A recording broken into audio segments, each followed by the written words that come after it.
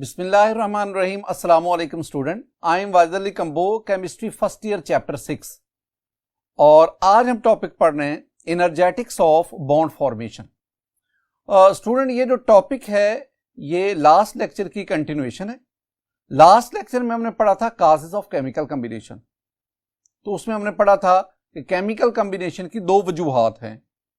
एक ये हमने पढ़ी थी कि हर एक एटम चाहता है कि उसकी इलेक्ट्रॉनिक कॉन्फ़िगरेशन नोबल गैसेस जैसी हो जाए, और दूसरा बॉन्ड फॉर्मेशन के दौरान सिस्टम की एनर्जी कम होती है और हम जानते हैं कि low energy state is the stable state. तो आइए हम पढ़ते हैं कि बॉन्ड फॉर्मेशन के दौरान potential energy of the system, उसमें क्या चेंजेस आती है। स्टूडेंट इस टॉपिक को पढ़ने से पहले ना दो बेसिक बातें जरा ज़हन में बिठाएं। पहला पॉइंट, ये पहले भी मैं डिस्कस कर चुका हूं। पहला पॉइंट जो आपने ज़हन में बिठाना है ना, वो ये है कि जब दो अपोजिटली चार्ज पार्टिकल्स के दरमियान अट्रैक्शन होती है, जब दो अपोजिटली चार्ज पार्टिकल्स के दरमियान अट्रैक्शन होती है, अट्रैक्शन, जब अट्रैक्शन होगी तो एनर्जी रिलीज होती है। एनर्जी रिलीजेस और यूं सिस्टम की एनर्जी कम होती जाती है। अट्रैक्शन की बदौलत एनर्जी रिलीज होती है और यूं सिस्टम की एनर्जी कम होती जाती है। इसके बरक्स जब दो सिमिलर चार्ज वाले पार्टिकल्स के दरमियान, दोनों पे नेगेटिव चार्ज है, सिमिलर चार्ज है, जब रिपल्शन होगी, रिपल्शन, तो रिपल्शन के दौरान माय डियर स्टूडेंट एनर्जी जो है वो एब्जॉर्ब होती है। एनर्जी एब्जॉर्ब्स,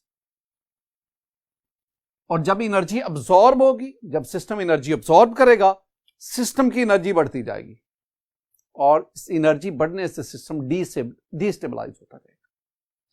ये बेसिक पॉइंट है, ये बेसिक पॉइंट है, ये बेसिक लॉजिक है। ये आपके ज़हन में बैठना चाहिए। ये समझ आएगी तो फिर ही हम आगे डिस्कस कर पाए।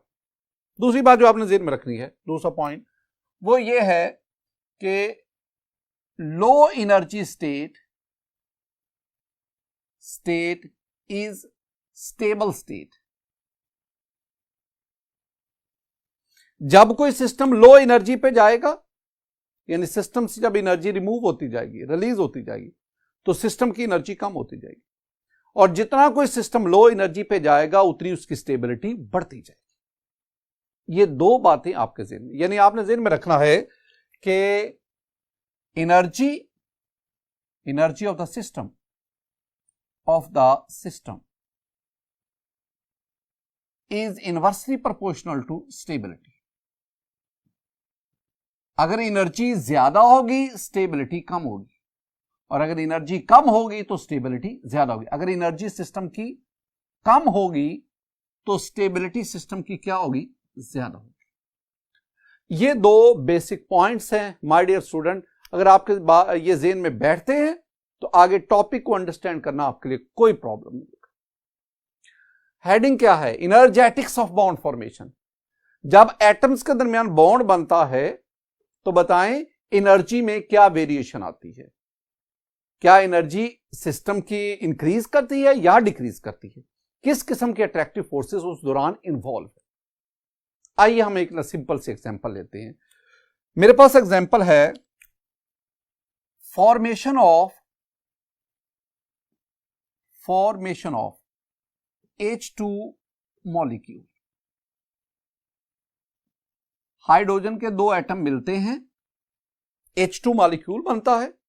इस मॉलिक्यूल की फॉर्मेशन के दौरान energetics of bond, energetics, energy में क्या वेरिएशन आती है, जरा इसको स्टडी करते हैं। माय डियर स्टूडेंट, ये ग्राफ लेते हैं। ये this one is the X axis, abscissa, this one is X dash, this one is Y axis, और this one is Y dash axis. This one is the first quadrant, second quadrant, third quadrant. This one is the fourth quadrant. आज हम ना यहां पे graph को study कर रहे हैं फोर्थ क्वाड्रेंट। जब हम फोर्थ क्वाड्रेंट पे ग्राफ को स्टडी करते हैं ना, तो इसमें ये हमारे पास एक्स एक्सेस आ गया। अब इधर को वैल्यू बढ़ रही है। माय डियर स्टूडेंट, यहां पे इसे हम कहते हैं ओरिजिन। ओरिजिन पे एक्स की वैल्यू 0, वाई की वैल्यू 0। अब इसमें जो इंपॉर्टेंट पॉइंट है, अगर मैं ओरिजिन से ऊपर को जाता हूं तो वैल्यू इंक्रीज करती है। यानी अगर ओरिजिन पे 0 है वाई की वैल्यू, तो ऊपर जाएंगे +10, +20, +30, +50 इंक्रीज करती है। लेकिन अगर मैं यहां से नीचे आऊं इधर, तो इसका मतलब है यहां से नीचे आएंगे तो y में वैल्यू जो है वो नेगेटिव आ गई, नेगेटिव। और जैसे जैसे आप नीचे आएंगे उतनी वैल्यू कम होती जाएगी। ओरिजिन पे 0, ओरिजिन से नीचे वैल्यू कम होती जाएगी, नेगेटिव में जाएगी, और ओरिजिन से ऊपर जाएंगे तो वैल्यू पॉजिटिव में जाएगी।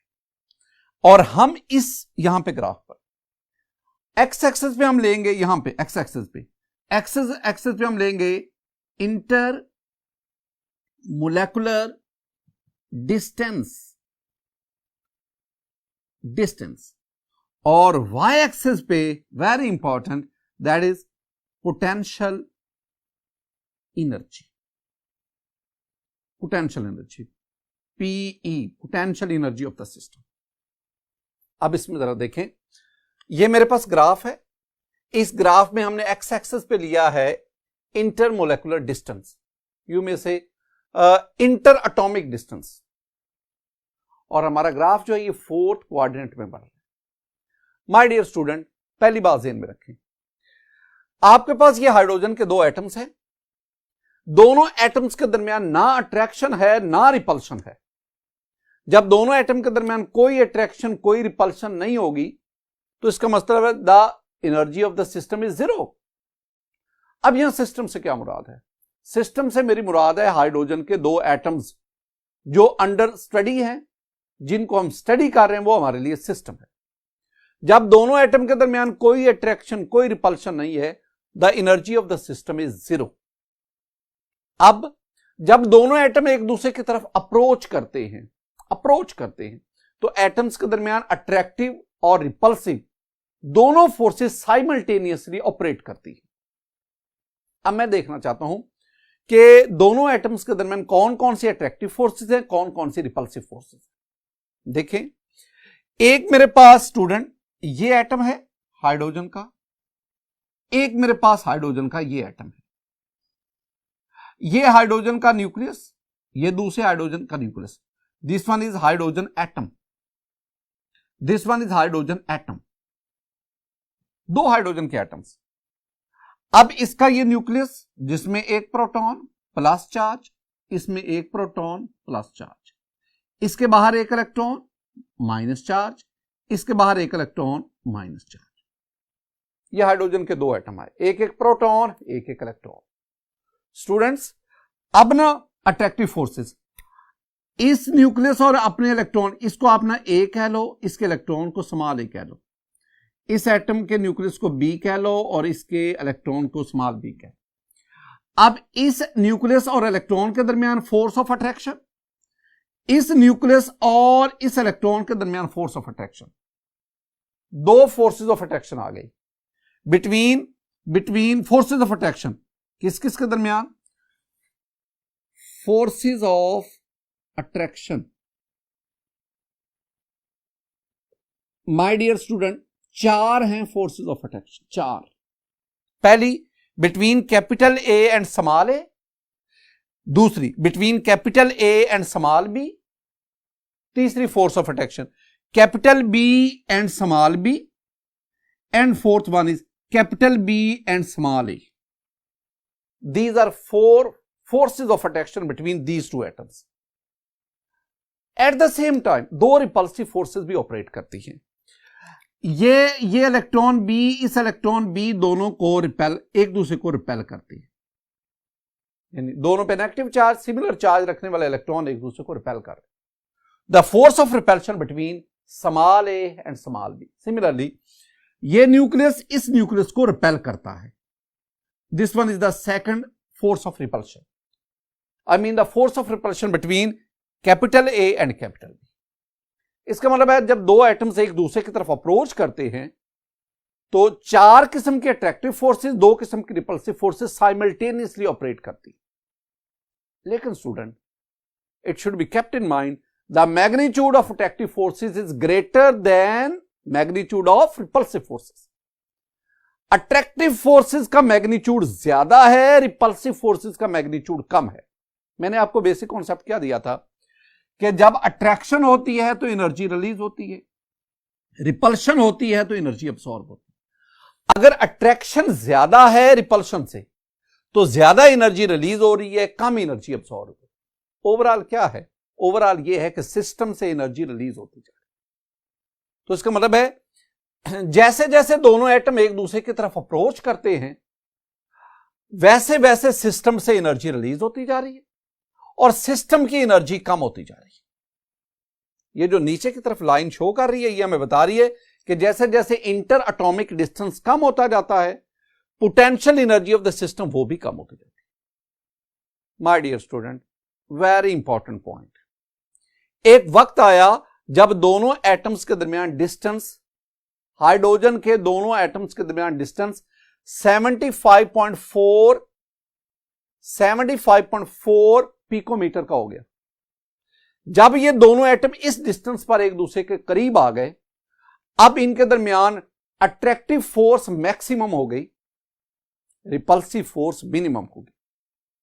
जब अट्रैक्टिव फोर्स मैक्सिमम हो जाएगी तो अब यह सिस्टम मिनिमम एनर्जी पे चला जाएगा, और अगर सिस्टम की एनर्जी मिनिमम होगी तो स्टेबिलिटी क्या होगी? मैक्सिमम। इन्हें आपने जेहन में क्या रखना है? तीन चीजों को यकजा करो। पहली बात आप कहेंगे कि एट 75.4 पिकोमीटर इस डिस्टेंस पे जाकर attractive force, magnitude of attractive force, ये क्या हो गया? मैक्सिमम। दूसरी बात, सिस्टम जो है, energy of the system, potential energy, that is minimum. और अगर एनर्जी मिनिमम होगी, कम अज कम होगी, तो स्टेबिलिटी क्या होगी? मैक्सिमम। स्टेबिलिटी ये होगी थी मैक्सिमम। इसका मतलब है इस डिस्टेंस पर दोनों एटम ये मोस्ट स्टेबल फॉर्म में आ गए और हम कहेंगे कि दोनों एटम मिलकर मॉलिक्यूल की फॉर्म में चले। This distance 75.4 picometre. My dear student, this distance is called, तीन लफ्ज याद रखना है, this distance called compromise distance, bond length, bond distance. इसका मतलब हुआ कि when the hydrogen atoms are at bond distance, at a compromise distance, the attraction between atoms is maximum and the system gains maximum stability. और हम क्या कहते हैं? हम कहते हैं कि हाइड्रोजन के दोनों एटम जो हैं वो मिलकर मॉलिक्यूल की फॉर्म में चलेंगे, मैक्सिमम स्टेबिलिटी गेन करके। इसके बरक्स, अब अगर आप दोनों एटम्स को हीट करते हैं, एनर्जी प्रोवाइड करते हैं, वो एनर्जी क्या करेगी? वो उनके दरमियान अट्रैक्शन को ओवरकम करेगी और दोनों एटम अब दूर होना शुरू हो जाएंगे। जैसे जैसे एटम के दरमियान दोबारा डिस्टेंस बढ़ता जाएगा, सिस्टम की एनर्जी बढ़ रही है। सिस्टम की एनर्जी बढ़ने का मतलब है कि अब सिस्टम डिस्टेबलाइज होता जा रहा है और एक वक्त आएगा कि दोबारा दोनों एटम एक दूसरे से अलग हो जाएंगे और दोबारा वो एटॉमिक फॉर्म में चले जाएंगे। लेकिन मॉलिक्यूलर फॉर्म से एटॉमिक फॉर्म में जाते हुए उन्होंने उतनी एनर्जी गेन की जितनी एटॉमिक से मॉलिक्यूलर आने तक उन्होंने रिलीज की थी। अब दो टर्मिनोलॉजी, पहले तो मैं कहता हूं, एक टर्म है स्टूडेंट, वो है बॉन्ड एनर्जी। दो चीजें ध्यान में रखी। मैंने आपको समझाया कि जब ये हाइड्रोजन का एक एटम, ये हाइड्रोजन का दूसरा एटम, जब दोनों एटम कंप्रोमाइज डिस्टेंस पे आते हैं, 75.4 picometre is the compromise distance for hydrogen. जब दोनों एटम कंप्रोमाइज डिस्टेंस पर आते हैं तो दोनों के दरमियान बॉन्ड बन गया। ये हैं atoms of hydrogen and this one is H2। आप इसको ना स्टूडेंट H2 भी लिख सकते हैं। And this one is the molecule of hydrogen. ये हाइड्रोजन का मॉलिक्यूल बना। तो एटॉमिक से मोलेकुलर स्टेट में जाते हुए इन्होंने एनर्जी रिलीज की, और जो एनर्जी रिलीज की delta H, that is -436.45 kilo joule per mole. My dear student, ये जो एनर्जी जो बॉन्ड बनने के दौरान रिलीज हुई, इस एनर्जी को हम कहते हैं, ये वाली जो है, this one is called bond formation energy. अब इसके बरक्स, जब ये आपके पास हाइड्रोजन का मॉलिक्यूल बन गया, अब आप हाइड्रोजन मॉलिक्यूल को एनर्जी प्रोवाइड करते हैं ताकि इसके दरमियान ये बॉन्ड ब्रेक हो सके। जब ये बॉन्ड ब्रेक हो जाएगा, ये दोबारा हाइड्रोजन एटम में कन्वर्ट हो जाएंगे। तो हाइड्रोजन मॉलिक्यूल को हाइड्रोजन एटम में दोबारा कन्वर्ट करने के लिए आपको एनर्जी प्रोवाइड करनी पड़ेगी। वो जो एनर्जी देंगे हम उसे कहते हैं delta H plus 436.45 kilo joule per mole. अब वो एनर्जी जो बॉन्ड ब्रेक करने के लिए दी जाए, this energy is called bond breakage या बॉन्ड डिसोसिएशन एनर्जी। तो अब दोनों में देखिए, हाइड्रोजन की बॉन्ड फॉर्मेशन एनर्जी 436.45, हाइड्रोजन की बॉन्ड डिसोसिएशन एनर्जी 436.45। डिफरेंस किसमें है? इसमें नेगेटिव है और इसमें पॉजिटिव है। नेगेटिव का मतलब है एनर्जी रिलीज हो रही है, पॉजिटिव का मतलब है एनर्जी अब्सॉर्ब हो रही है। जब एनर्जी रिलीज होती है तो इसका मतलब है सिस्टम स्टेबलाइज होता है। यूं हम कहेंगे कि हाइड्रोजन के ये जो एटम्स हैं, ये अपने मॉलिक्यूल से इतना ज्यादा एनर्जी पे है। यानी मैं कहूंगा कि ये अगर हाइड्रोजन के एटम्स है ना दो, ये हाइड्रोजन का मॉलिक्यूल है, तो मॉलिक्यूल की एनर्जी कम है, एटम्स की एनर्जी ज्यादा है। मॉलिक्यूल की एनर्जी कितनी कम है? मॉलिक्यूल की एनर्जी एटम से 436.45 किलो जूल पर मोल, इतनी कम है। और जितना कोई सिस्टम लो एनर्जी पे होगा उतना वो स्टेबल होगा। इसका मतलब है कि hydrogen molecule is stable then hydrogen atoms, इतना ज्यादा स्टेबल। तो इसका मतलब क्या हुआ कि एटम्स बॉन्ड क्यों बनाते हैं?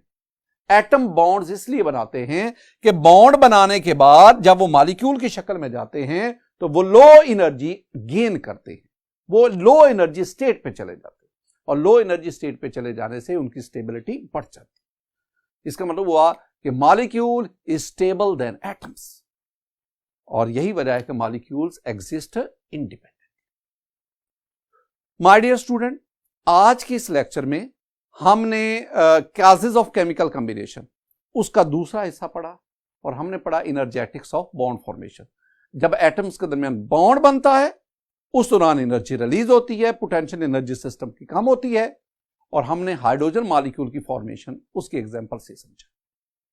मेरी दुआ है कि अल्लाह ताला आपके इल्म में इजाफा फरमाए, अल्लाह ताला आपको सच्चाई फैलाने, सच्चाई पर कायम रहने की तौफीक अता फरमाए, अल्लाह ताला आपको बड़ों का अदब और एहतराम करने की तौफीक अता फरमाए। अस्सलामु अलैकुम।